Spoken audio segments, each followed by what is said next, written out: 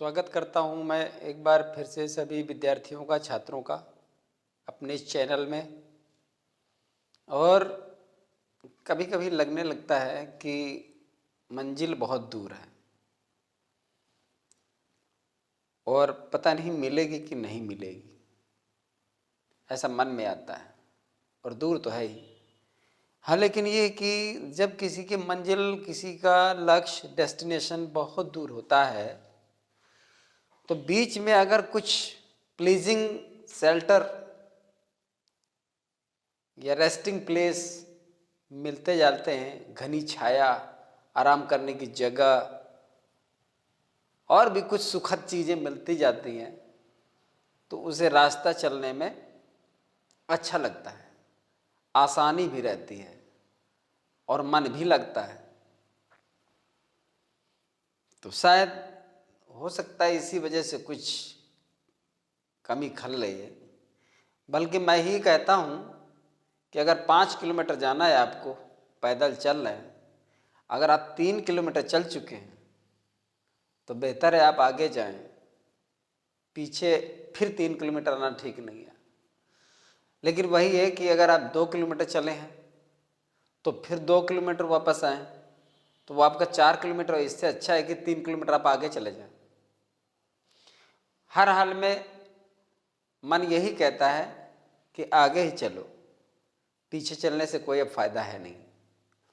पर मैं कभी कभी सोचने लगता हूँ कि क्या करना चाहिए। ज़्यादा तो खुलकर मैं कह नहीं सकता, फिर भी समझ रहे होंगे कि कभी कभी मन में ये चीज़ें आती हैं, मतलब थोड़ा नीरसता आती है, थोड़ा सा होपलेसनेस, फीलिंग्स अंदर से डगमगाती हैं। और जब लक्ष्य बड़ा होता है तब ऐसा होता है। चलिए, लेकिन we should not lose heart, हिम्मत नहीं हारनी चाहिए, आगे ही बढ़ना चाहिए। तो चलिए फिर बढ़ते हैं। आज के कुछ ऐसे सेंटेंसेस, वैसे मैं कई तरह के देखिए 2 इनडायरेक्ट नरेशन में ले चुका हूँ, ईडियम्स, एंटोनिम्स, और आगे आपको मिलेगी वन वर्ड की एक्सरसाइज, वो मैं दूसरे माध्यम से आप तक पहुंचा रहा हूं ताकि अन्य बच्चों को भी उसका फायदा मिले। और ये मैं सिंथेसिस की यहाँ पर मैंने क्लास ली है आज, और सिंथेसिस की क्लास लेने के बाद कल को मैं बता नहीं सकता कि कौन सी क्लास लूँगा, क्योंकि क्लियर है ही नहीं, मतलब पूरी इधर उधर घूम गया सब। फिर भी मैं अपने कुछ जो मेरे बेसिक चल रहे थे, टॉपिक या रूल्स चल रहे थे, उन्हें मैं भूला नहीं हूँ, उनको मैं उठाऊँगा। तो इसका लगभग मटेरियल पूरा हो गया है, इंटरमीडिएट का प्रैक्टिस ही बची है, तो उसको भी देख लेते हैं। अभी आर्टिकल बताना है। सारी चीज़ें ऐसी हैं कि सेल्फ प्रैक्टिस जो होती है वो बहुत ज़्यादा मायने रखती है। फिर भी टीचर तो मायने रखता ही रखता है। सारे सेंटेंस हमको कॉम्प्लेक्स बनाने हैं, तो ध्यान दीजिए कि ये सिंथेसिस है और बीच में ट्रांसफॉर्मेशन टाइप भी है। कुछ ट्रांसफॉर्मेशन टाइप ऐसा है कि ऑलरेडी जुड़े हुए हैं, जैसे ये आपका जुड़ा है, ये आपका जुड़ा हुआ है, इसमें 2 सेंटेंसेस है सिंथेसिस करना, इसमें 2 सेंटेंस सिंथेसिस करना, इसमें एक ही सेंटेंसेस है, ये सिंथेसिस ऑलरेडी है, इसको ट्रांसफॉर्मेशन करना है लेकिन सिंथेसिस बेस्ड है। ये जुड़ा हुआ है, ट्रांसफॉर्मेशन करना है लेकिन सिंथेसिस बेस्ड है। और ये अलग अलग है, ये अलग अलग है, इनको जोड़ना है, ये सब अलग अलग है, ये एक ही के साथ है और ये पूरा एक साथ है। सबको हम कॉम्प्लेक्स मोड पे लेंगे। सिंथेसिस करने से पहले एक बात बता देना चाहूँगा कि इसमें ऐसा नहीं होता कि सिंथेसिस में ऐसा किया जाता है और ऐसा किया जाता है, ये आता है तो ये किया जाता है और ये आता है तो ये किया जाता है। इसका कोई रूल नहीं पढ़ा होगा आपने, कि आपने ये पढ़ दिया कि प्रेजेंट इंडेफिनिट टेंस होता तो पास्ट इंडेफिनिट कर दिया जाता है, और इस टेंस में होता तो इस टेंस में ऐसा करके किया जाता, सब्जेक्ट प्लस वर्ब। ऐसा कुछ नहीं है, नियम है ही नहीं, रूल्स नहीं है। रूल्स इसलिए नहीं है क्योंकि इसके कॉन्सेप्ट को हम क्लियर नहीं कह सकते कि किस कॉन्सेप्ट में आएगा, क्योंकि स्टेटमेंट जो होते हैं लोगों के उनके प्रकार अनगिनत हैं। किस सेंस में कौन सी बात कह रहा है ये पता नहीं, ये उसी समय आपको पता चलता है जब आप सेंटेंस देखते हो। इसलिए यहाँ पर रूल्स बताने बनाने इसका कोई आधार नहीं है, बस एक क्लॉज होती है। एडजेक्टिव क्लॉज ऐसे बनाई जाती है, नाउन क्लॉज ऐसे बनाई जाती है और एडवर्ब क्लॉज ऐसे बनाई जाती है।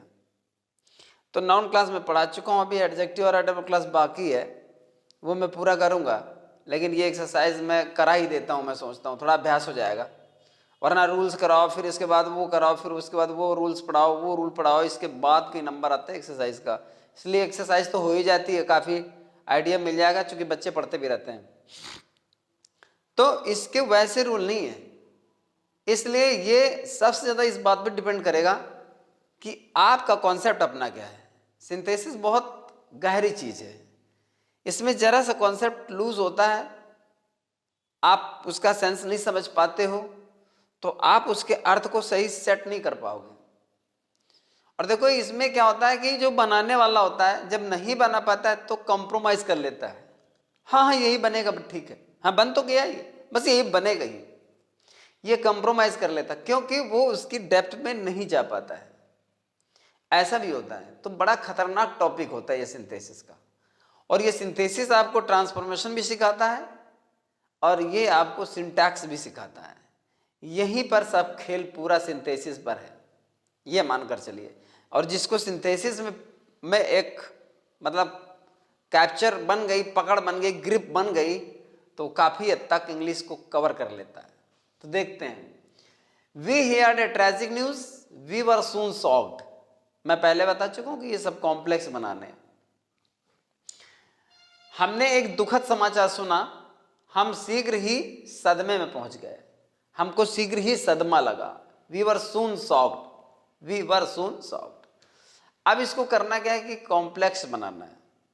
तो कॉम्प्लेक्स में क्या होता है कि यहां पर हमें यह पहचानना होता है, कॉम्प्लेक्स में उसके 9-10 ऐसे मोड होते हैं जिनमें किसी में टाइम, किसी में प्लेस, किसी में टाइम की बात करता है, किसी में प्लेस की बात करता है, किसी में रीजन की बात करता है, किसी में कंडीशन की बात करता है, किसी में कंट्रास्ट की बात करता है, किसी में कंपैरिजन की बात करता है, किसी में रिजल्ट की बात करता है, और किसी में कंडीशन और किसी में कंपैरिजन, ऐसे करके, और किसी में पर्पस की बात करता है।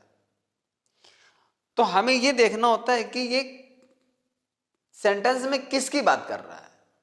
ये सेंटेंस में, पहले सेंटेंस में टाइम की बात कर रहा है। कभी कभी एक से अधिक सेंटेंस होते हैं, 2 से अधिक सेंटेंस होते हैं, तीन सेंटेंस हो जाते हैं, 4 हो जाते हैं। तब उन सबको एक साथ कंबाइन करके हमें सेंस निकालना पड़ता है कि कब किस चीज की बात कर रहा है। हो सकता है एक साथ टाइम, प्लेस, रीजन, इतनी तीनों की बात कर रहा हो। जब 2 सेंटेंस होते हैं तो बात जल्दी पकड़ में आ जाती है। अब देखिए ये उनको कब पहुंचा, जब ये हुआ, और ये जैसे हुआ, जैसे उन्होंने सुना वैसे ही हो गया, क्योंकि आगे सून लगा है। तो आगे सून लगा कि तो हम शीघ्र ही सदमा लगा हमको। तो शीघ्र ही मतलब जैसे उन्होंने समाचार सुना इस तरह का सदमे में पहुंच गया। तो इसको हमें बनाना चाहिए एज सुन एज से, जो इसका सही कॉन्सेप्ट है। As soon as we heard a tragic news, comma लगा देंगे, वी वर शॉक्ड। नोट करने वाली बात यह है कि अब आप सून नहीं लगाओगे। सून लगाएंगे तो एक्स्ट्रा सेंस देगा, क्योंकि सून जो था यही वो वर्ड था जहां से आपको कंजंक्शन पकड़ना था। यह एडवर्ब क्लास में बना है, टाइम सेक्शन में बना है। जैसे ही हमें सुखद समाचार, जैसे ही हमें दुखद समाचार मिला, या जैसे ही हमने दुखद समाचार सुना, हमें सदमा लगा। कब लगा? जैसे ही सुना वैसे ही लगा। तो जैसे ही के साथ वैसे ही अपने आप अर्थ देता है, इसलिए वैसे ही जब उसमें पहले से ही है तो शीघ्र कहने की कोई जरूरत नहीं है। ये सून इसमें आकर कन्वर्ट हो गया। अब ये छोटा सा शब्द जो सून लगा है, जो लगा जाएगा उसको ये माना जाएगा कि ये उस चीज को समझ नहीं पाया। वो नंबर भले दे दे आपको, लेकिन पॉइंट की बात है ये। और ऐसी ही छोटी चीजों का जब तक अनुभव नहीं होता तब तक सिंथेसिस बनाने में मजा नहीं आता। तो अब होगा as soon as we hear the tragic news we were shocked. सून का कोई काम नहीं है, याद रखिएगा, ये यहां से हट जाएगा क्योंकि सून टाइम बताता है। और जब हमने एज सुन एज ले लिया तो वो सून एक्स्ट्रा सेंस देगा, उसको हटाना ही पड़ेगा, तभी आपका एक प्योर सेंटेंस बनेगा। और ये है आपका ओरिजिनल सेंटेंस कि as soon as we heard tragic news we were shocked. भाई हमें शीघ्र ही सदमा पहुंचा ना, तो शीघ्रता का अर्थ यहां से निकलना ना, जैसे ही सुना सदमा पहुंचा तो बात खत्म। वो जो समय की जो एक्टिविटी, जो मूवमेंट दिखा रहा है वो यहां से। तो ये आपका पहला सेंटेंस बना। इसके बाद है दूसरा sentence, man must die why does then he seek to live. आदमी को मरना है, यहां पर मरना चाहिए का अर्थ नहीं निकालना। अभी मस्ट की बात एक दिन हो रही थी कि जब हमें चाहिए का अर्थ निकलना होता है तो one must do one's duty, हर किसी को अपना कर्तव्य अवश्य करना चाहिए। चाहिए का भी अर्थ होता है, लेकिन चाहिए के साथ साथ जरूरी कर्तव्य का भी बोध कराता है। जरूरी मतलब आवश्यक कार्य का बोध भी कराता है। अब मैन मस्ट डाई, मनुष्य को मरना है, यानी मनुष्य नासवान है, पक्का मरेगा, आवश्यक तौर पे मरेगा। तो मैन मस्ट डाई, मनुष्य को मरना है। Why does then he seek to live, फिर वो जीने की इच्छा क्यों करता है। सीक माने चाहना, इच्छा करना, तलाशना। फिर वो जिंदगी क्यों तलाशता है, जीने की इच्छा क्यों करता है। अब देखिए इसको कैसे बनाना है। तो यदि आदमी को मरना है, यहां कंडीशन है, जब मरना ही है। अब देखिए कोई लगाएगा वेन, वेन नहीं लगेगा, वेन टाइम बताता है। और यहां टाइम की कोई कैलकुलेशन नहीं की गई है कि कब आएगा, जब मरना ही नहीं। हम हिंदी में कह सकते हैं कि जब आदमी को मरना ही है तो वो जीने की इच्छा क्यों करता है। लेकिन वो जब टाइम नहीं बता रहा, वो जब कंडीशन बता रहा है। वेन भी कंडीशन बताता है, लेकिन वेन यहां लगेगा नहीं। यहां पर आएगा कि यदि आदमी को मरना ही है तो फिर वो जीने की इच्छा क्यों करता है। तो यहां पर रहेगा दूसरा नंबर, इफ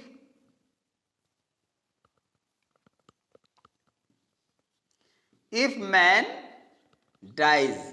अगर अब आप सोचोगे कि मस्ट कहां चला गया, आप तो मस्ट लगा रहे थे, अभी बता रहे थे कि ये दिया, नहीं, ओरिजिनल सेंटेंस आपको चाहिए, original sentence. If man dies, यदि आदमी मर जाता है। अब आया समझ में, मस्ट चला गया इसमें। अगर सही से, अगर हम ये चाहे तो आप बना सकते हैं इफ मैन मस्ट डाई, यदि आदमी को मरना है। लेकिन अगर सही हम उसको फॉर्म देना चाहते हैं सेंटेंस को, तो यही आएगा, क्योंकि अब जो जरूरी था मस्ट की वजह से ही यहां पर ये कंडीशन है, और ये कंडीशन की वजह से ही मस्ट को रिमूव करना होता है। इफ मैन डाइज, यदि आदमी मर जाता है। इफ मैन मस्ट डाई, यदि आदमी को मरना है। लेकिन आपको ये समझना पड़ेगा कि मस्ट का यूज यहां उतना बेटर कंसेप्ट में नहीं आएगा जितना ये आएगा। इफ मैन डाइज, यदि आदमी, हाँ चाहे तो आप मैन को कैपिटल कर सकते हो। इफ मैन डाइज, ठीक, फिर आ जाएगा why does he seek to live. यहां पे क्वेश्चन, चाहे तो इसको उल्टा कर दें, why does man seek to live if he dies. आदमी जीने की इच्छा क्यों करता है यदि वो मर जाता है। अगर वो मर जाता है तो वो जीने की इच्छा क्यों करता है।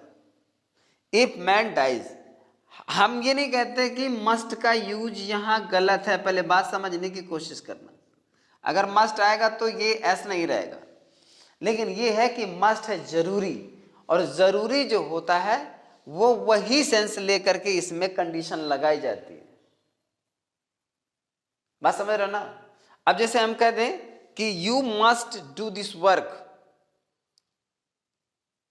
You must do this work, लिख के बताता हूं, you must do this work, ठीक। अब कर दीजिएगा आगे, यू विल बी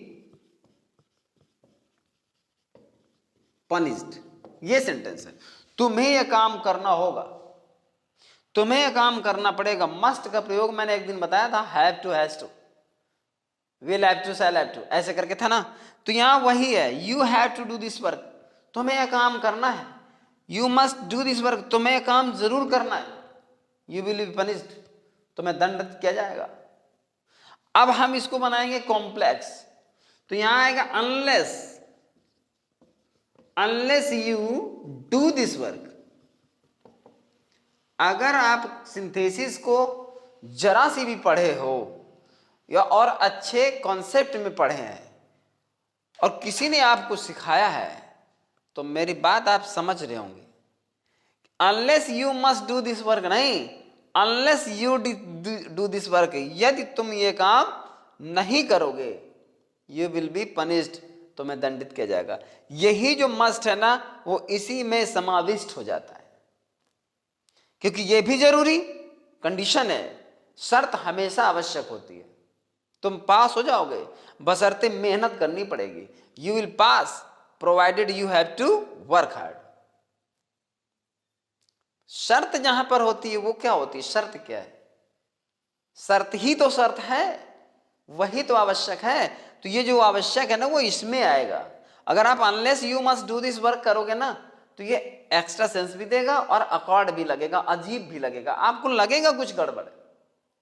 तो वो यहां भले नहीं आपको लग रहा है, लेकिन इसीलिए मैंने दूसरा सेंटेंस लिखा कि इस कॉन्सेप्ट में आप देखिए, इस सेंटेंस में देखिए कि आपको वो फालतू लग रहा है। और जब आप ये करोगे unless you do this work, यदि तुम ये काम नहीं करोगे, तब आपको ये लेकर चलना पड़ेगा। तो आ जाएगा यू विल बी पनिश्ड, तुम्हें दंडित किया जाएगा। अब ये वो यू मस्ट डू, जब सिंगल लिखेंगे तो हमें लिखना ही पड़ेगा ना, जरूरी बताना पड़ेगा। ये तो लिखना ही पड़ेगा जब सिंगल लिखेंगे। You must do this work, तुमको ये काम करना पड़ेगा, तुम्हें दंड मिलेगा। तो यदि तुम काम ये नहीं करोगे तो दंड मिलेगा, सीधी सी बात है। इसलिए हमें मस्ट हटा देना चाहिए अगर सही और क्लियर सेंटेंस बनाना है तो, वरना मैंने कह दिया कि मैं ये नहीं कहूंगा कि ये गलत है, लेकिन यहां से मैंने अपनी बात प्रूव कर दी है और तुम अपनी बात अपना प्रूव कर लो अपने आप, मैं कुछ कह नहीं सकता। तो यहां पर हो जाएगा इफ मैन डाइज, यदि आदमी मरता है, यदि आदमी मर जाता है, why does he seek to live, तो वो जीने की इच्छा क्यों करता है। और देन जो लगा था वो कहां चला गया? इस कॉमन, पहले वो सिंगल सेंटेंस था अलग, इससे इसका कोई कनेक्शन नहीं था, रिलेशन नहीं था, सिर्फ वो इस बात पर एक रिजल्ट की तरह दे रहा था कि आदमी को मरना है, तब वो जीने की इच्छा क्यों करता है। लेकिन जब हम इसमें कॉमा लगाएंगे तो ये कॉमा जब लगेगा तो ये भी एक तरह से वही कनेक्टर देन की तरह लगेगा, तो फिर देन लगाना हमारा एक्स्ट्रा सेंस में चला जाएगा। इसलिए व्हाई डज देन नहीं लगेंगे। यदि आदमी मर जाता है तो वो जीने की इच्छा क्यों करता है, और यहां भी तो बोले, यहां तब बोले, तो वो गलत हो जाएगा। इसलिए बहुत गौर से देख लीजिए, समझ लीजिए, और डाउट के लिए कमेंट बॉक्स हमेशा खाली रहता है।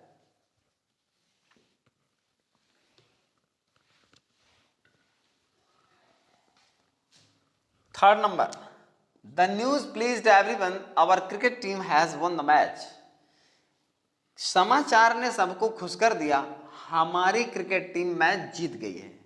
ये ध्यान देना जरूरी होता है। दोनों के सबसे ज्यादा जो हमें बेस मिलता है, जो सहारा मिलता है, जो हम मतलब बनाने का एक आधार मिलता है, हमको आइडिया जो मिलता है, वो हमें दोनों के अर्थ से मिलता है। मतलब समाचार ने सबको खुश कर दिया, हमारी क्रिकेट टीम मैच जीत चुकी है। तो सोचो जरा कौन से समाचार ने सबको खुश कर दिया? ये हमारी टीम मैच जीत चुकी है, इस समाचार ने।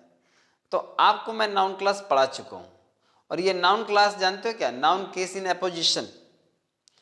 जो clause apposition to a noun होती है, apposition to a noun, apposition side by side, noun class apposition to a noun जो होती है, उस क्लॉज में ये नाउन का 5वां प्रकार है। तो देखो कैसे बनेगा यहां पे, द न्यूज, तीसरा सेंटेंस, द न्यूज कॉमन लगेगा, फिर यहां पे लिखा जाएगा दैट, फिर लिखेंगे our team, our cricket team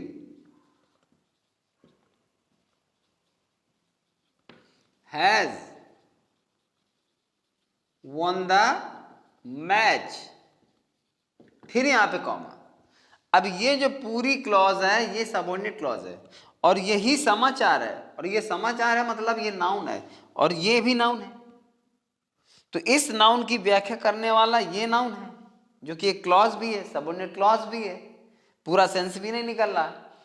तो समाचार कि हमारी क्रिकेट टीम मैच जीत चुकी है, प्लीज्ड एवरीवन, ये यहां पर प्लीज्ड रह जाएगा और ये हो जाएगा एवरीवन। एक बार फिर मुझे याद आया कि यहां पर शायद आपको थोड़ा सा बल्ब की रोशनी पड़ती तो दिख नहीं रहा होगा, ये वर लिखा है, ये सून लिखा है, ये सॉक्ड लिखा है। हालांकि सेंटेंस में बता चुका हूं, ये मुझे पहले बताना चाहिए था, चलिए मैंने बता दिया, वैसे भी समझ रहे होंगे कि क्या लिखा है। आ जाइए यहाँ पे, the news that our cricket team has won the match pleased everyone, यह समाचार कि हमारी क्रिकेट टीम मैच जीत चुकी है सबको खुश कर दिया। तो ये है आपका कॉम्प्लेक्स सेंटेंस नाउन क्लास में जो 5वां प्रकार है, उस तरह से इसको आप बना सकते हो। ये थोड़ा सा रिवीजन के वजह से मैंने ले लिया, बाकी ये इतना टफ नहीं है, फिर भी ये है कि बच्चों को ये पता चलता रहना चाहिए कि किस बेस पर बनेगा, और ऐसे ही बनेगा तभी आपका सही होगा। जैसे कुछ लोग ऐसे बना देते हैं, the news pleased everyone that our cricket team, फिर ऐसे बनाना है तो सिंथेसिस पढ़ने का फायदा क्या है? जवाब दीजिए। अगर ऐसे ही जोड़ देना उठा पटक करके तो सिंथेसिस क्यों पढ़ना है, उसकी कोई जरूरत नहीं है, बगैर पढ़े बनाए रहो सब बनते रहेंगे। A burnt man is always afraid of fire, एक जला हुआ आदमी हमेशा आग से डरता है। कभी कभी लिखा होता है is always dreads the fire, dreads the fire, dreads dreads लिखा होता है, ड्रेड्स द फायर लिखा होता है, फिर उसमें ऑफ नहीं होता, इज अफ्रेड ऑफ फायर इसमें होता है। तो यहां पर ए बैंटमैन, एक जला हुआ आदमी, जला हुआ आदमी आग से हमेशा, तो कौन सा आदमी? जो जला हुआ होता है, बस जहां से जो आ गया बस वहीं से आपका कॉम्प्लेक्स बन गया, लेकिन वो बनेगा एडजेक्टिव क्लास में। तो लिखेंगे a man, sentence number 4, a man who is burnt, who is burnt, जो जला हुआ होता है, ये आपका पार्टिसिपल फॉर्म है, पास्ट पार्टिसिपल फॉर्म, जो एडजेक्टिव का काम करता है। हु इज बर्न्ट माने जो जला हुआ होता है, या फिर हम ऐसे भी कर सकते हैं हु गेट्स बर्न्ट, जो जल जाता है। मतलब अब मैं जैसे ही got angry, he gets angry, he got hungry, ऐसे करके होता है। तो ऐसे में क्या होता है ना कि वो जो हंग्री और एंग्री मतलब कॉम्प्लीमेंट होते हैं, उस तरह से हम बना सकते हैं हु गेट्स बर्न्ट, जो जल जाता है। या आपको ऐसा बनाना, हमको ये उसी जगह पे बनाना है एडजेक्टिव क्लॉज जहां एडजेक्टिव है और वो अपने आप बन जाता है। देखो ये नाउन है, ये उसका एडजेक्टिव है। एक जला हुआ आदमी, कौन सा आदमी? जो जल जाता है, एक आदमी जो जल जाता है, जो जला वो होता है। अब इसके बाद is always afraid of fire, उसी पर आपको बना देना है, कोई बड़ी बात यहां पर नहीं है। Is always afraid of fire. तो यहां पर ये आपकी एडजेक्टिव क्लास बन गई, ये आपका रिलेटिव नाउन हो गया, ये इसका एंटीसीडेंट हो गया, ये इसी से रिलेट करता है, ठीक है। और ये आपकी प्रिंसिपल क्लास है जिसके बीच में सबऑर्डिनेट क्लास आ चुकी है, और ये बातें आपकी एडजेक्टिव क्लास में हो चुकी हैं। तो यहां पर सेंटेंस ये था चौथा।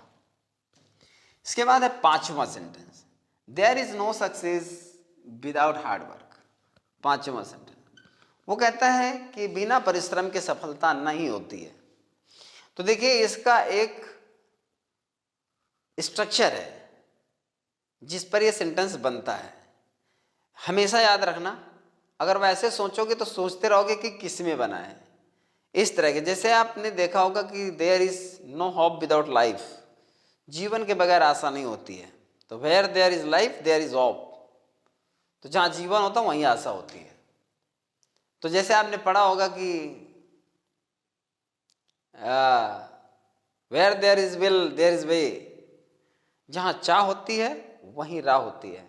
तो where there is hard work there is success. इसका सबसे बढ़िया स्ट्रक्चर होता है where there is hard work, comma लगाया और कर दिया देयर इज सक्सेस। तो जहां परिश्रम होता, और ये कॉम्प्लेक्स सेंटेंस होता है, ये ध्यान रखिए, जहां परिश्रम होता है वहीं सफलता होती है। याद रखना, ये कॉम्प्लेक्स सेंटेंस होता है और ये आपका सिंपल सेंटेंस होता है। तो यहां पर वो जो where there is will there is way होता है ना, वो आपका सिंपल कॉम्प्लेक्स होता है, तो उसका सिंपल बनाने के लिए कह दिया जाता है। ये सिंपल बना है तो मैंने कॉम्प्लेक्स इसका बनाया हुआ है। तो where there is hard work there is success, जहां परिश्रम होता वहीं सफलता। वेयर देयर इज फ्लावर तो देयर इज गुड स्मेल, जहां फूल होता है वहीं सुंदर खुशबू होती है। कुछ मतलब नहीं कि कहां पर किस तरह का सेट कर दे सेंटेंस को, कोई जरूरी नहीं है, आप उसके लिए तैयार रहना पड़ेगा। सामने जब सेंटेंस आएगा तभी आपका कॉन्सेप्ट काम भी करेगा। अगर सामने सेंटेंस जब तक नहीं आएगा तब तक सिंथेसिस आपको डराता रहेगा, तब तक आप दहशत में रहेंगे।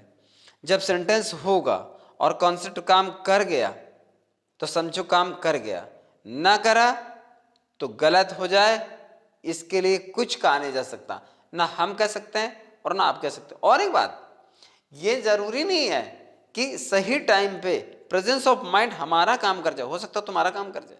सिंथेसिस इतनी गजब की चीज है कि पता चले हमारा काम नहीं कर पाया, तुम्हारा पहले कर गया।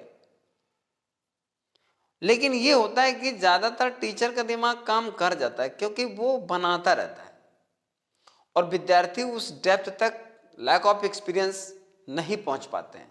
हाँ, लेकिन ये है कि कुछ विद्यार्थी बहुत शार्प माइंड रखते हैं और वो टीचर के हिसाब से उस चीज को नहीं उसके बराबर तो उसके बाद तुरंत पकड़ने में सक्षम होते हैं। वो तब वो कंसेप्ट को, उस सेंस को भांप लेते हैं, समझ जाते हैं कि ऐसा बनेगा, और ये बहुत अच्छी चीज है। तो ऐसे करके ये बनेगा। तो यहां पर हो गया where there is hard work there is success, ये कॉम्प्लेक्स सेंटेंस पांचवा था। फिर यहां पर 6th number, do it you will die. ये बहुत खतरनाक सेंटेंस है। मैंने इसको लिया है क्योंकि ये मुझे कई जगह पे मिल रहा है आजकल, मतलब बुक की एक्सरसाइज में भी मिल जाता है, अनसॉल्व में भी मिल जाता है, इसलिए मैंने इसको लिया है। Do it you will die. देखिए ये कंफ्यूजिंग सेंस देगा आपको, इसे करो तुम मर जाओगे, हो सकता है इसे करो नहीं तो तुम मर जाओगे, और कह रहे इसे करो तो तुम मर जाओगे। मतलब दोनों तरह का है, आप दोनों तरह से बना सकते हो, इफ से भी बना सकते हो, अनलेस से भी बना सकते हो। मतलब अगर आप यहां ये कह दें कि इफ यू डू इट, ठीक है ना, कॉमा यू विल डाई, इसको मैंने लिया इसी वजह से कि आप ये समझ सको। अगर हम इसको अनलेस से बना दें, unless you do it, unless जब लेते हैं तो यहां नॉट नहीं लगता, अनलेस वाली क्लॉज में नॉट नहीं लगता। इफ पॉजिटिव होता है, अनलेस निगेटिव होता है।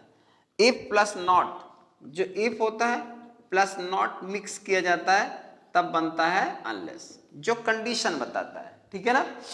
तो यहां पर अनलेस, अनलेस का यदि नहीं भी कह सकते हो, जब तक कि नहीं भी कह सकते हो। तो यहां पर मतलब अनलेस यू डू इट, यदि तुम इसे नहीं करोगे तो यू विल डाई। मतलब हो सकता है कि इस सेंस में कह रहा हूं, ठीक है ना। और आप ऐसा भी कर सकते हो कि if you do it you will not die, यदि तुम इसे करोगे तो तुम नहीं मरोगे।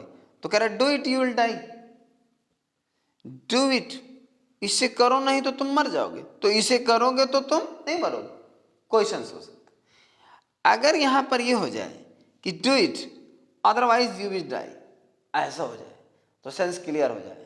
तो यहां पर थोड़ा सा इस वाक्य को लेकर के सावधान रहना है कि जैसे मान लीजिए कह दिया डू और डाई, करो या मरो। अब ये क्यों हमें साफ नजर आ रहा, मतलब करना है नहीं तो मरना है, करोगे तो नहीं मरोगे, नहीं करोगे तो मर जाओ। मतलब दोनों में से एक ऑप्शन आपको मिलना है, या तो ये, अगर ये है तो ये नहीं होगा, और अगर ये नहीं है तो ये हो जाएगा। तो यहां पर ये है कि आपको अगर ये कंडीशन बनाना है, कंडीशनल सेंटेंस कॉम्प्लेक्स बनाना है, तो इफ यू डू तो आपका बनेगा यू विल नॉट डाई। ये कह रहा है, मतलब डू और डाई, करो और या फिर मरो। करोगे तो नहीं मरोगे, नहीं करोगे तो मर जाओगे। तो यदि तुम करोगे तुम नहीं मरोगे। तो ये जुड़ा है, कंजंक्शन लिखा है, ऑप्शन दे रखा हमको, तो इसलिए बात समझ में आ रही है। ये जुड़ा नहीं है, कनेक्टेड नहीं है, दोनों अलग अलग सेंटेंस में है। कोई प्रॉपर ऐसा डिवाइस नहीं लगा जिससे हमको कोई मैसेज मिल रहा हो कि इसका ये सेंस होगा, इसलिए ये दोनों अगर कोई बना देता है ऐसे में तो ये सही माना जाएगा। लेकिन आपकी जानकारी के लिए बता देता हूं कि इतना इस तरह का कंफ्यूजिंग सेंटेंस आता नहीं है, देते नहीं है, ठीक। और अगर कभी कंपटीशन में भी इस तरह का आता है तो ऑप्शन फिर आपको एक ही मिलेगा, या तो ये मिलेगा या तो ये मिलेगा, पर दोनों में एक ही को आपको सेलेक्ट कर लेना है और आपका सेंटेंस क्लियर हो जाएगा। तो यहाँ पर वो है ही कुछ ऐसा, और मैंने इसको जानबूझ करके इतना रख दिया क्योंकि आप उस चीज को समझे कि हाँ ये दोनों तरफ चला जाता है। लेकिन जैसे लिखा है don't touch it you will die, अब ये आपका 7 नंबर सेंटेंस करे डोंट टच इट, इसे मत छूना, यू विल डाई, तुम मर जाओगे। इसका मतलब यदि वो छुएगा तो मर जाएगा। Don't touch it you will die, इसे मत छूना तुम मर जाओगे, यानी छुएगा तो मर जाए। तो यहां पर क्या है, अब ये कैसे बनाना है समझना है, कंडीशनल बनाना है। तो वही कि इफ, अब देखो ये क्या है, ये इंपरेटिव सेंटेंस है। इंपरेटिव सेंटेंस में क्या होता है, कुछ लोग ऐसे सीधे बना देते हैं, इफ टच इट, इसमें सब्जेक्ट कहां है भाई, अगर वर्ब है ये तो ये सब्जेक्ट थोड़ी है, ये तो कंजंक्शन है। तो हमें इसमें सब्जेक्ट लेना पड़ता है। सेंटेंस इसमें भी आपको ध्यान देना है कि ये इंपरेटिव सेंटेंस है, इंपरेटिव सेंटेंस में कर्ता यू छिपा रहता है। जब हम इस तरह क्लॉज बनाते हैं तो वही सब्जेक्ट आपको बाहर कर लेते हैं, इफ यू टच इट। ये जरूरी नहीं कि निगेटिव है तो अनलेस से ही बनेगा भाई। अगर हम ये को अनलेस से बना दे कि अनलेस यू टच इट, यदि तुम इसे नहीं छुओगे यू विल डाई, तुम मर जाओगे। इसका मतलब छूने से नहीं मरेगा, गलत, छुए हुए तब मर जाओगे। कहने रहा मत छुओ मर जाओगे, मत छुओ मर जाओगे, सेंस समझना है। इसका मतलब है छू लेगा तो मर जाएगा, तो छूने से मना कर रहा है कि ना छू मर जाएगा। यहां पर बहुत ध्यान देने की बात है, ये नहीं कि निगेटिव है, निगेटिव है तो लड़के ने इसमें उठाया और अनलेस लगा दिया। यहां अनलेस नहीं, इफ से बनेगा, if you touch it you will die, तुम मर जाओगे। ये तुम इसे छुओगे तो मर, सीधा वाक वही है जो ये बना है। अब घुमा के कोई बना देता है, घुमा के, अनलेस यू टच इट, यदि तुम इसे नहीं छुओगे यू विल नॉट डाई, तुम नहीं मरोगे। चाहो तो ऐसा भी बना सकते हो, unless you touch it you will not die, यदि तुम इसे नहीं छुओगे तुम नहीं मरोगे। लेकिन ये वैसा मजेदार सेंटेंस नहीं है, कंडीशन में इंप्रेशन नहीं है। इंप्रेशन में यही है कि इफ यू टच इट, यदि तुम इसे छुओगे यू विल डाई, तुम मर जाओगे, इसलिए मत छूना, डोंट टच इट। सेंटेंस सही कॉन्सेप्ट में देना बहुत बड़ी बात होती है। और देखिए सभी सेंटेंस आपको आए, मेरे बताने के साथ साथ आए, और मैं समझता हूं आपको समझ में भी आ रहे होंगे, लेकिन एक जो मिसिंग पॉइंट है वो आप जरूर फील कर रहे होंगे कि हाँ ये हम गलती कर सकते थे। हर सेंटेंस में एक मिसिंग पॉइंट, चाहे वो बिल्कुल 0.1% हो, लेकिन वो मन में जरूर चल रही होगी कि हम यहाँ गलती कर सकते थे, इस वर्ड में हम यहाँ धोखा खा सकते थे। खैर अब हमारे सामने आया, अब हमारे लिए क्लियर है। तो वही जो एक छोटा सा पॉइंट होता है, छोटा सा परसेंटेज होता है, वही तो पढ़ने वाला बच्चा भी डॉज कर जाता है, वो भी चकमा खा जाता है, क्योंकि ये सिंथेसिस है ही इतना कॉम्प्लिकेटेड कि वो उलझाता है, बहुत मुश्किल में डाल देता है कभी कभी। खैर ये आपका 7th नंबर हो गया। 8th नंबर में आते हैं, I was standing near the gate, मैं गेट के पास में खड़ा था।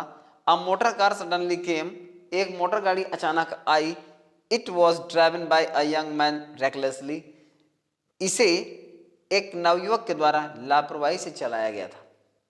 सेंटेंस में कुछ भी नहीं है, सिर्फ लंबा है, 3 सेंटेंसेस हैं, अनसॉल्व में है। मैंने इसको इसलिए लिया है कि आप कभी इसको देखें तो परेशान ना हो। आप ऐसा करें कि यहां पर लिखेंगे आई वॉज, 8 नंबर है, I was standing, complex sentence बनेगा, लेकिन एडवर्ब क्लास में बने ये कोई जरूरी नहीं है। स्टैंडिंग नियर द गेट, ठीक। अब यहां पर गाड़ी में कहां खड़ा था, गेट के पास खड़ा था, और वहीं पर एक मोटर गाड़ी आई, वहीं पर, कहां पर, जहां मैं खड़ा था, कहां पे, गेट के पास। तो वेयर, प्लेस बता रहा है यहां पे, वेयर अ मोटर कार, ठीक, सडनली केम,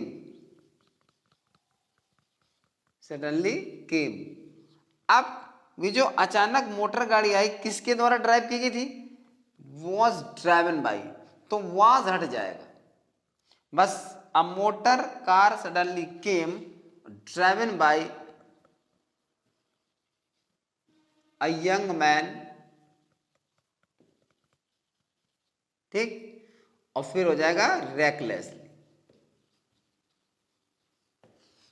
आप चाहे तो सीधा ऐसे जोड़ते हुए जाएंगे और सेंटेंस बन जाएगा, बहुत ही सिंपल है, आराम से बन जाएगा, कुछ नहीं करना है। I was standing near the gate where a motor car suddenly came driven by a young man, तो जहां पर एक मोटर गाड़ी अचानक आई, एक नवयुवक के द्वारा लापरवाही से चलाई गई, ड्राइव की गई। अब इसमें थोड़ा सा इंप्रूवमेंट लाते हैं। इंप्रूवमेंट का मतलब थोड़ा सा स्पेशलाइजेशन करते हैं। कैसे कि आप इसको डबल एडवर्ब क्लास या एडजेक्टिव क्लास बना सकते हो। तो डबल एडवर्ब क्लास का मतलब वेयर अ मोटर, अब अ मोटर के बाद which was driven by a young man recklessly, ठीक, where a motor car which was driven by a young man recklessly suddenly came। एक तो ऐसा कर सकते हो, इस जगह पर आप which was करके डाल सकते हो, यहाँ पे लिख सकते हैं which और was को लेकर के पूरा ये बीच में डाल के सडनली केम कर सकते हो। और अगर आप डबल एडजेक्टिव क्लॉज नहीं बनाना चाहते हो तो फिर आप ऐसा कर सकते हो, ऐसे यहां पर करेंगे where a motor car driven by, past participle form रहता है ये, driven by a young man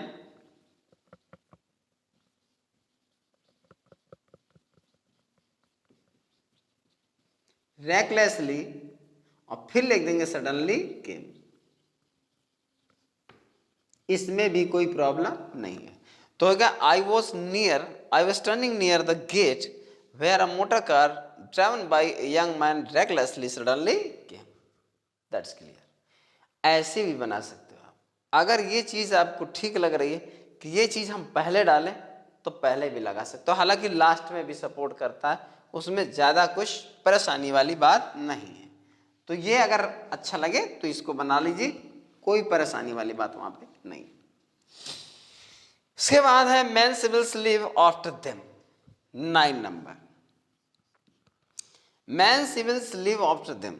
अब जिसको हम ऐसे कर सकते हैं, इविल्स विच मैन डू, फिर कर देंगे लिव आफ्टर देम। क्या है कि मनुष्य की बुराइयां उनके बाद रहती हैं। किनके बाद, मनुष्य के बाद, मनुष्य की बुराइयां उनके बाद रहती हैं। मनुष्य के बाद रहती हैं, मतलब मनुष्य मर जाते हैं उनके बाद रहते हैं। तो मनुष्य के बाद रहने का मतलब बाद तक बनी रहती है। मनुष्य भी चला भी जाता है तब भी मनुष्य की बुराइयां बनी रहती हैं, और वो मनुष्य की बुराइयां हो चाहे अच्छाइयां हो बनी रहती हैं। हमें सेंटेंस में देखना है क्या है, तो मनुष्य की बुराइयां उनके बाद तक रहती हैं। तो बुराइयां जो मनुष्य करते हैं लिव आफ्टर देम, उनके बाद रहती हैं। ये आपका है एडजेक्टिव क्लॉज, और ये आपकी पूरी जो बनी है यहां से इतना और यहां से इतना, ये प्रिंसिपल क्लॉज है, ये सबऑर्डिनेट क्लॉज है। ये एडजेक्टिव क्लॉज में सेंटेंस बन गया। चाहे तो आप ऐसे बना सकते हैं, मैन सिविल्स लिव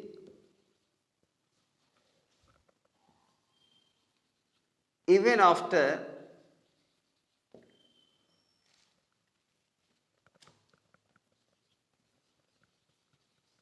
दे डाई। ये एडवर्ब क्लास में है।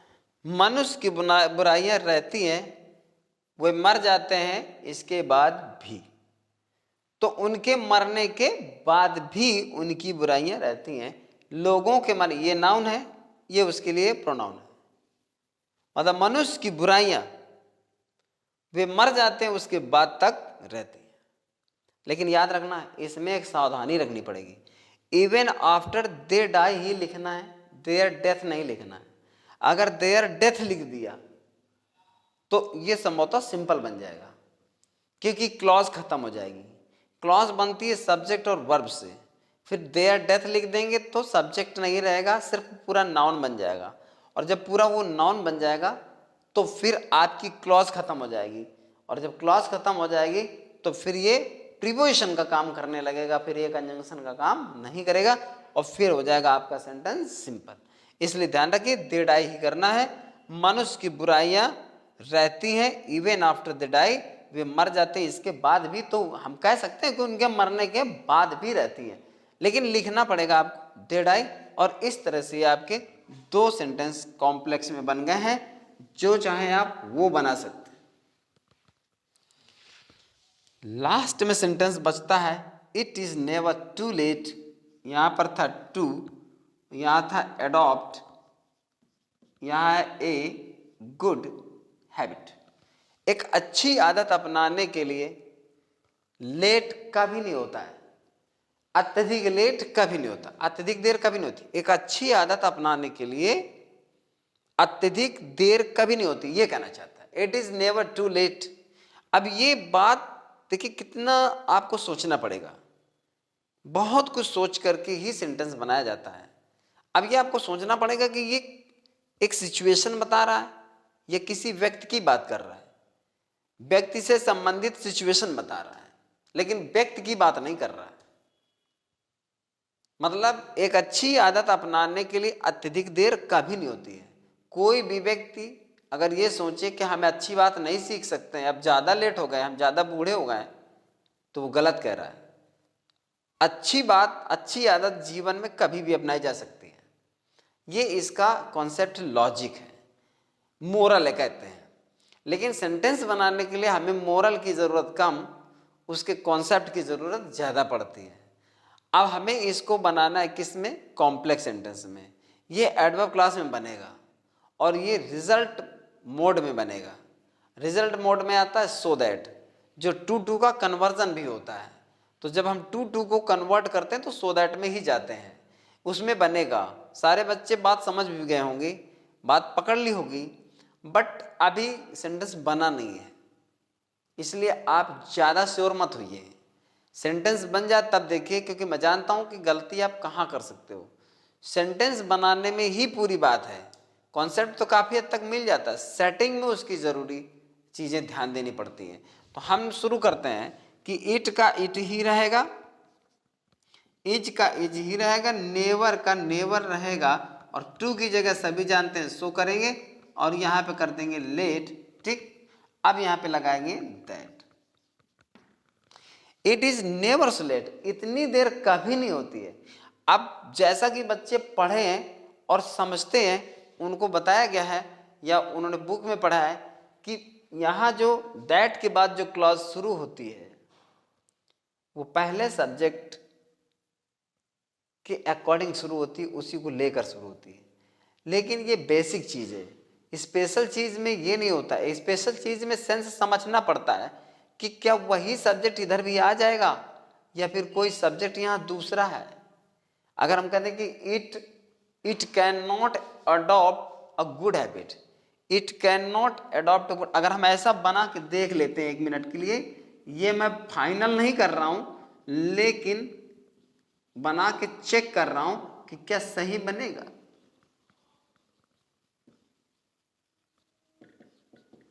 It can not adopt a good habit, कि ये एक अच्छी आदत को नहीं अपना सकता। अब बताइए, अच्छी आदत अपनाने के लिए आपको इट की थोड़ी जरूरत पड़ती, इट थोड़ी अपनाता है, यहाँ पे पर्सन अपनाता, कोई व्यक्ति अपनाता। लेकिन हम किसी निश्चित व्यक्ति की बात नहीं कर रहे हैं, हम अनिश्चित व्यक्ति की बात कर रहे हैं, हम सब की बात कर रहे हैं, ठीक है ना। तो एक तो यहां पर आप ला सकते हो, ये तो आएगा नहीं, ठीक है ना। यहां पर आप 1 कर सकते हो। दूसरा, अगर नॉट और 1 को मिलाओगे तो नन कर सकते हो, ये पहला ऑप्शन, 1 कैन नॉट, ठीक। इसके बाद none can, 1 can not adopt या फिर नन कैन अडॉप्ट, फिर आप ऐसे कर सकते हो। और तीसरा विकल्प है we can not, we can not adopt. मतलब इतनी देर कभी नहीं होती है कि हम एक अच्छी आदत अपना नहीं सकते, इतनी देर कभी नहीं होती है कि कोई एक अच्छी आदत अपना नहीं सकता है, इतनी देर कभी नहीं होती है कि कोई एक अच्छी आदत अपना नहीं सकता है।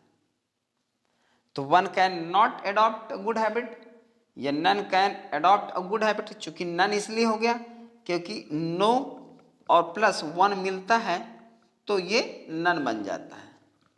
तो बात वही है, 1 और यहां से नॉट लिया तो नन बन गया। तो इस तरह से यहां पर ही हो जाता है, और या फिर वी कैन नॉट अडॉप्ट हो जाता है। तो ये सिचुएशन यहां पर आपको लेकर चलनी पड़ेगी, तब जा करके बनेगा। वरना ज़्यादातर बच्चे यहाँ इट लिख करके सेंटेंस को गलत करते हैं। इसलिए यहाँ पर ये सिचुएशन तीनों में से कोई एक आनी पड़ेगी, 1 कैन नॉट या नन कैन। अगर नन लाते हैं तो इसमें नॉट मत लगाइएगा। और वी इसलिए यहाँ पर सपोर्ट करेगा कि उसमें सब आ जाते हैं, कोई भी हो, हम सब आ जाते हैं और हम सब अच्छी आदत सीख सकते हैं, उसके लिए किसी को लेट नहीं होता। ये रही आपकी आज की सिंथेसिस की क्लास। तो सेंटेंस कैसे थे, आपको समझ में आए या नहीं आए, कोई भ्रम बना रहा, कोई कन्फ्यूज़न रहा, कोई रूल नहीं समझ में आया, रूल तो थे नहीं, मैंने पहले ही बता दिया था। सेंटेंस में कोई चीज़ आपको डाउटफुल हो तो कमेंट करें। और चैनल को देखिए, एक लास्ट में एक बात कहूँगा कि अगर हर बच्चा सिर्फ एक शेयर करे, एक, भले ही तुम्हारे फ्रेंड ने सब्सक्राइब कर रखा है चैनल, लेकिन अगर तुम उसको शेयर करोगे या वो तुम्हें शेयर करेगा तो ये शेयर हो गया समझो। मतलब जो उस वीडियो को चाहिए वो मिल गया। तो क्लिक करने के साथ साथ तुरंत देखने से पहले लाइक कर दो। इसके बाद जब उसको देख चुको तो कहीं ना कहीं अपने फ्रेंडशिप में, अपने रिलेशंस में, कहीं पर भी किसी को भी, कोई नहीं भी पढ़ता है, जैसे आप कह सकते हो ये हमारे सर जी पढ़ा रहे हैं हमको, ऐसे करके शेयरिंग हो जाती है उसकी। और रही बात ये कि अगर आपको अच्छा लगे, सेंटेंस अच्छे हों और आपको समझ में भी आया है तो कमेंट भी कर दिया करो, जिससे कि ये हो जाता है मुझे कि हाँ, आप लोगों को ये चीज़ अच्छी लगी, और मैं भी इंश्योर हो जाता हूँ कि आप जो है उस चीज़ को समझ पा रहे हो जो मैं पढ़ा रहा हूँ। तो फिर से आपको एक बार बहुत बहुत धन्यवाद। फिर मिलते हैं अगली क्लास में।